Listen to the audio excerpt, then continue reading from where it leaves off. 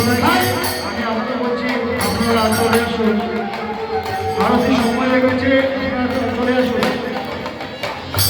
কৃষ্ণ কৃষ্ণ হরে হরে তাই তারে দেখে তারে বলে কান্তে তৃণ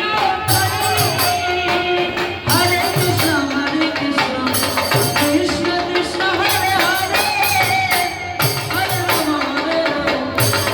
রাম রাম রাম হরে হরে আমার চিনিয়ালো বল হরি হরি তাই বল রাম